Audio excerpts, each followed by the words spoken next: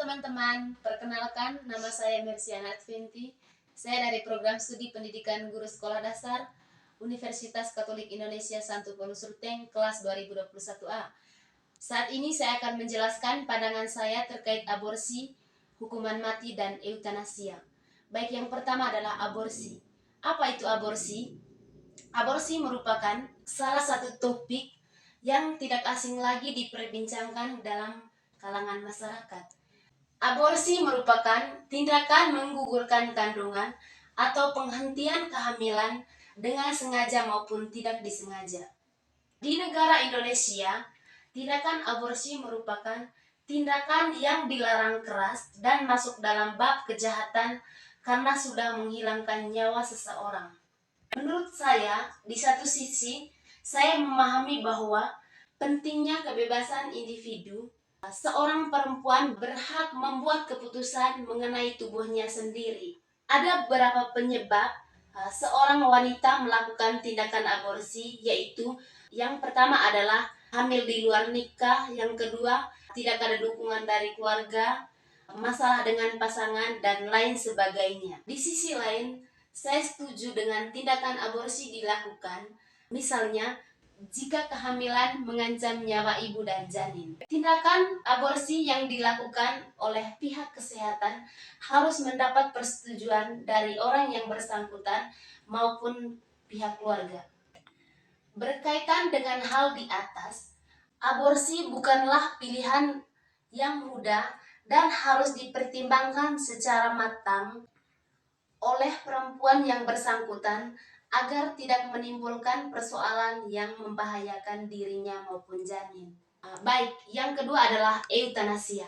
Eutanasia merupakan tindakan mengakhiri hidup seseorang secara sengaja untuk menghilangkan penderitaannya. Eutanasia dilakukan pada pasien yang menderita sakit parah, yang hebat, dan kondisinya tidak bisa diobati lagi. Permintaan untuk eutanasia bisa dilakukan oleh pasien sendiri maupun dari pihak keluarga yang bersangkutan.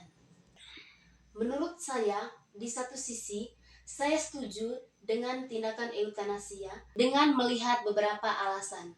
Individu memiliki hak untuk menentukan nasib mereka sendiri untuk mengakhiri hidup jika mengalami penderitaan yang tidak bisa diobati. Banyak orang mengaitkan eutanasia dengan prinsip ekonomi, yaitu hak individu untuk menentukan keputusan mengenai hak dan kehidupan mereka sendiri. Kita tidak bisa memaksa atau menentang individu tersebut untuk mengakhiri hidupnya dengan cara yang tidak layak, seperti manusia yang bermoral untuk mengurangi penderitaan yang dialami. Baik, alasan yang kedua adalah saya setuju dengan tindakan eutanasia jika permintaan eutanasia dilakukan oleh pasien maupun pihak keluarga untuk mengurangi penderitaan yang dialami. Di sisi lain, saya tidak setuju dengan tindakan eutanasia dengan beberapa alasan. Yang pertama adalah tindakan eutanasia merupakan tindakan yang melawan kehendak Tuhan. Dalam pandangan ini, hidup adalah karunia dari Tuhan yang harus dipelihara dan hanya Tuhanlah yang menghendaki seseorang untuk mengakhiri hidupnya. Seperti yang terdapat pada perintah kelima 10 perintah Allah yang berbunyi, jangan membunuh. Jadi, tindakan eutanasia dilarang keras. Yang kedua, saya tidak setuju dengan tindakan eutanasia karena mengingat mereka yang mengalami disabilitas, lansia, atau mereka yang mengalami penderitaan yang berat, karena mereka merasa tertekan atau dikucilkan di tengah masyarakat. Semua orang harus memahami bahwa sakit yang diderita merupakan bukan hal yang diinginkan oleh individu yang bersangkutan. Yang ketiga, saya tidak setuju dengan tindakan eutanasia karena kehidupan manusia memiliki nilai intrinsik dan bahwa setiap kehidupan harus dilindungi terlepas dari penderitaan yang ia alami. Jadi, tindakan eutanasia merupakan tindakan yang mempertimbangkan banyak hal dengan hati-hati berkaitan dengan hak hidup seseorang terlepas dari penderitaan yang ia alami. Yang ketiga adalah hukuman mati. Dilihat dari berbagai kasus yang terjadi di Indonesia, seperti kasus pembunuhan, tindakan hukuman mati ini merupakan salah satu pencegah agar tindakan tersebut tidak dilakukan dua kali. Dengan adanya hukuman mati, orang akan berpikir dua kali mengenai konsekuensi dari apa yang dia perbuat setelah melakukan tindakan kejahatan seperti pembunuhan. Orang yang melakukan tindakan kejahatan seperti pembunuhan harus mendapatkan hukuman yang setimpal sesuai dengan apa yang dia perbuat. Tindakan ini dapat berfungsi sebagai pencegah orang melakukan kejahatan. Saya berpendapat bahwa tindakan hukuman mati harus dipertegakkan lagi agar orang tidak menyepelekan berkaitan dengan hal tersebut, apalagi berkaitan dengan kasus pembunuhan.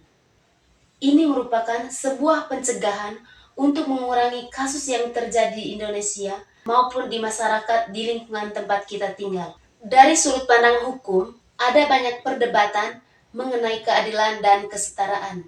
Dalam banyak kasus, mereka yang dijatuhi hukuman mati berasal dari latar belakang ekonomi yang kurang mampu, yang dapat berarti mereka tidak memiliki akses yang sama berkaitan dengan pembelaan hukum yang efektif.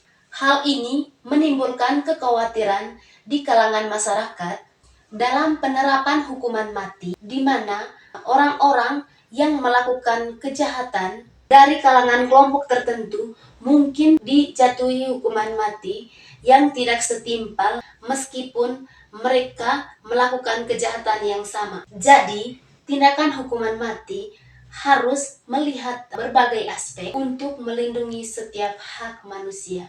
Dan pandangan dari saya berkaitan dengan aborsi, eutanasia, dan hukuman mati. Semoga bermanfaat.